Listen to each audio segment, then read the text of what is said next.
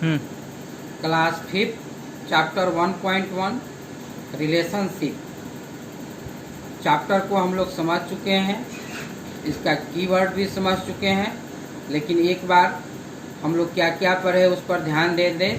Relationship हम लोग जाने, फैमिली जाने, जॉइंट फैमिली को बारे में पढ़े, न्यूक्लियर फैमिली, फैमिली ट्री, उसके बाद में हम लोग पढ़े needs of family, causes of migration, migrants के बारे में जाने, माइग्रेशन के बारे में जाने,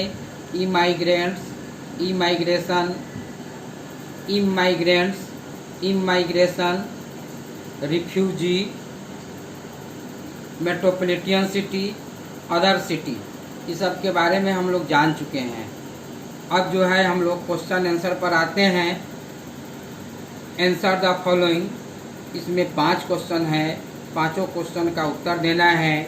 what is the need of a family, एक परिवार के लिए क्या आवश्यक है। तो आप जानते हैं परिवार के लिए सेफ पैलेस चाहिए, सुरक्षित स्थान चाहिए, बेटर जॉब चाहिए, बढ़िया काम चाहिए, एफेक्शन होना चाहिए, आपस में प्रेम होना चाहिए, कोऑपरेशन ईच अदर, एक दूसरे को सहयोग करने की भावना होना चाहिए।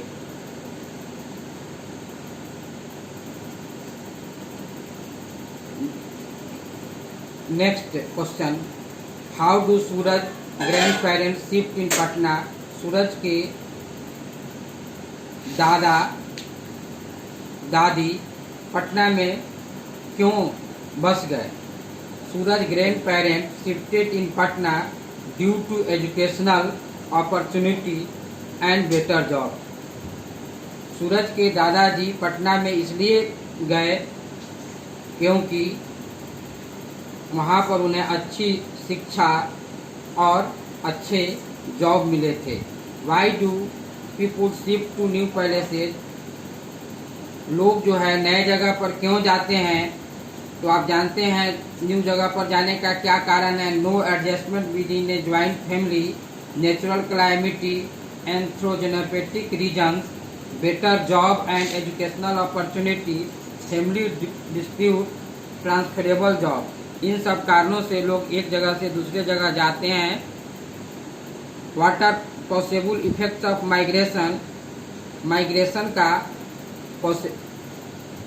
संभव प्रभाव क्या होता है। तो जानते हैं कि अगर माइग्रेशन जो है होता है तो लोगों का जीवन स्तर बढ़ जाता है, अच्छी शिक्षाएं मिलती है, साथ साथ कुछ परेशानियां भी होते हैं। जैसे बच्चे वहां जाते हैं तो उन स्कूलों में उनको एडजस्टमेंट होने में समस्या होती है। एल्डर जनरेशन को भी इस प्रकार की समस्याएं हो सकता है कि उनको प्रेम करने वाले की कमी हो जाए, बातचीत करने वाला कोई नहीं मिले। What are negative effect of migration, negative effect of migration क्या है। बच्चे को नए स्कूल में एडजस्टमेंट की समस्या होता है, उनको प्रेम करने वाले लोगों की कमी हो जाता है। उसी प्रकार की समस्याएं हमारे ओल्डर जनरेशन को भी होता है। क्वेश्चन नंबर 2 है डिफरेंशिएट बिटवीन। ये जो प्रश्न दिए हैं 4, इस चारों प्रश्न को इसमें अंतर बताना है। Immigration and immigration. इमाइग्रेशन का अर्थ होता है जब कोई व्यक्ति अपने देश को छोड़ करके दूसरे देश में बस जाता है तो इसको हम लोग इमाइग्रेशन बोलते हैं। इमाइग्रेशन और दूसरे देश से कोई हमारे देश में आकर के बस जाता है तो हम लोग बोलते हैं इमाइग्रेशन।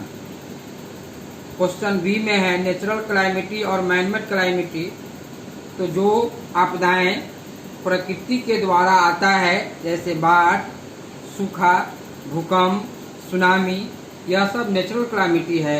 लेकिन जो आपदाएं मनुष्य के द्वारा आता है वह जो है मैन मेड क्लाइमेटीज है, जैसे चोरी, डकैती, युद्ध, यह सब जो है मैन मेड क्लाइमेटीज का एग्जाम्पल है।